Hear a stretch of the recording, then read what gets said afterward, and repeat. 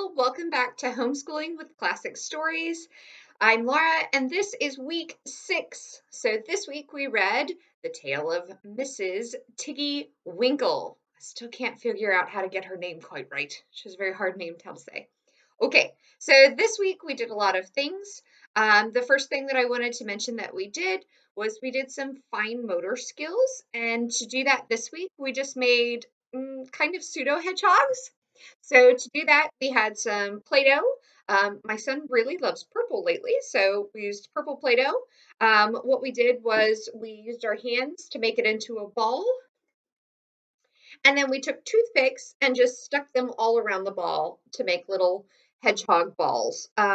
This week, when we were learning about hedgehogs, we watched a quick video probably on YouTube, but it was sort of kidsy science based, and he learned that hedgehogs roll into balls with their quills on the outside, and it was really cute. So, anyway, so he made lots of little balls with lots of little toothpicks stuck out of the side. Had my 2.5-year-olds been home, this would have been a great project for him to do as well. It was fairly easy to do, and it was one of those great activities where once I explained it, he understood and he just sat there and did it himself, which was really nice. So I was able to do other things while he was, constructing the little balls and then putting the toothpicks in. So this was a really good fine motor skill that I didn't really have to observe very well. So that was pretty nice to do. The next thing that I wanted to mention was what we did for observation this time. So all that I did was in the story, the girl has lost her handkerchiefs. She's also lost a pinafore, but she's also lost her handkerchiefs. So I just took a handkerchief that we had.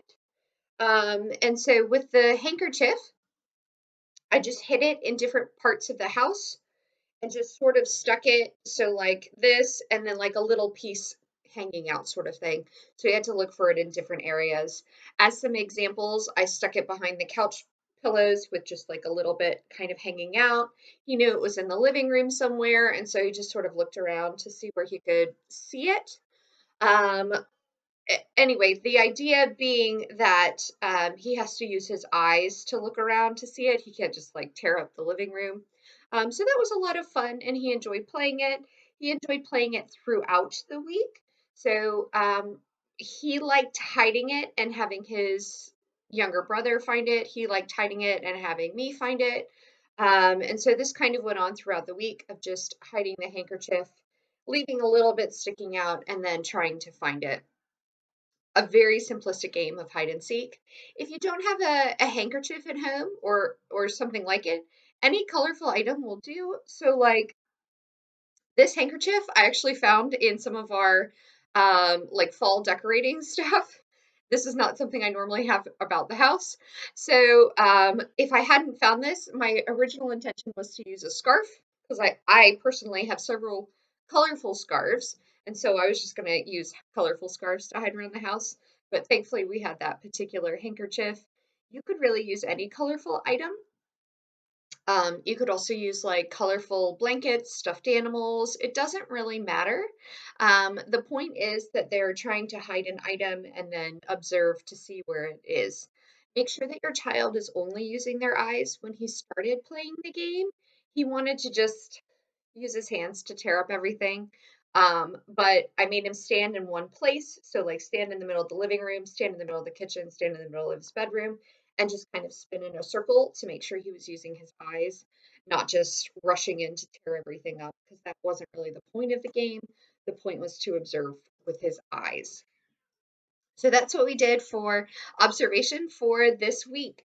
The next thing, the last thing that we did in this video, you'll see the link down below, and that link down below is for math. So we counted by ones, and I'll go ahead and show you those worksheets. There are 3 of them. So the first one is counting by ones.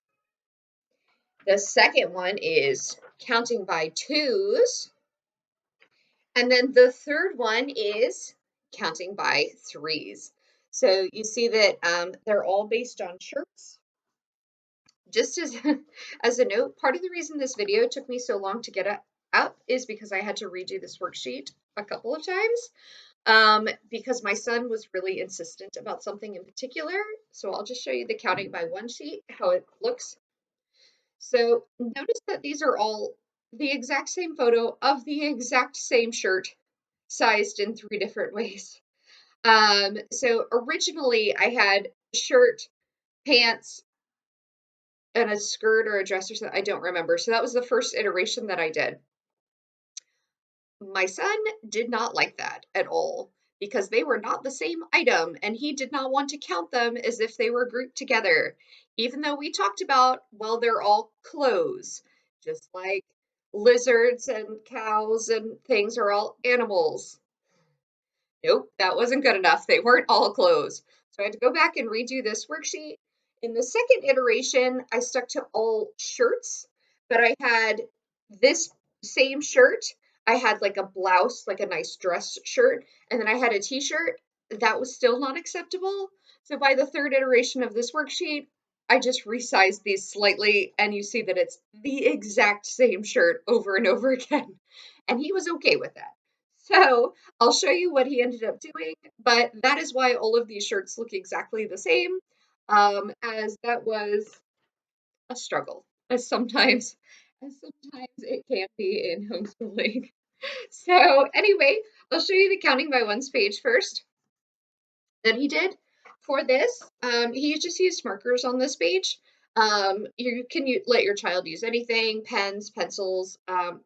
My son did not want to color the shirts. That was kind of my intention, was I kind of wanted him to color the shirts and then do the counting, but he definitely did not want to do that. So we just did the numbers and let it go. So again, counting by ones, he just wrote 1 through 12. So that was all that he did on this page, was just it, you can see from the numbers, it's just 1 through 12. All right. Then the next sheet that we did was counting by twos. So I had him do this on his own to start with. So he just went back through 1, 2, 3. So same idea as the first time, but then I asked him to read the numbers that he had written. So then he went 2, 4, 6, 8, 10, 12. And then I went back and asked him to read the numbers he didn't write. So 1, 3, 5, 7, 9, 11. So we practiced a bit of counting by twos after he had gone ahead and filled in the worksheet. So that's what we did for this particular one. Counting by threes was very much the same. So again, this is just another marker that he did. So counting by threes, he just went ahead and did it first.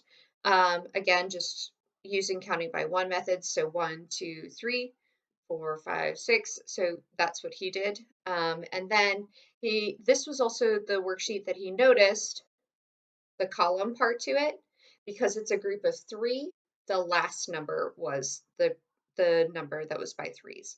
And so we did counting by threes first. And so he did this column, and then we did the middle column, and then we did the first column. So he got some practice in counting by threes. And after we did this worksheet where he noticed this, the lines, because it was threes, we went back and looked at the counting by twos worksheet. And that's when he noticed that it was every other one, and it was kind of making a diamond shape, is what he said, but that it was using diagonals because it was grouped into threes. And so he's starting to notice some patterns. Um, whether or not there's any real number sense coming out of this, for me, was not the point. The point was that he recognized that there was some pattern work to it, which he did. So that was sort of the point that I really wanted to emphasize, besides just getting some practice of writing your numbers and getting some practice with just kind of the memory work and repetition of it. So that's what we did for this, and you can find that link below. If you like these worksheets, please do give this video a thumbs up. Um, so apparently that is important to YouTube. Go ahead and give that a go, and you can find all of these worksheets below. And I hope that you enjoy this video as well as the next one. So in the next video, we'll talk about the next set of 3. So I hope that you all have a good week and that you are enjoying the tale of Mrs. Tiggy Winkle. Never going to get used to saying that one. Bye, and see you in the next video.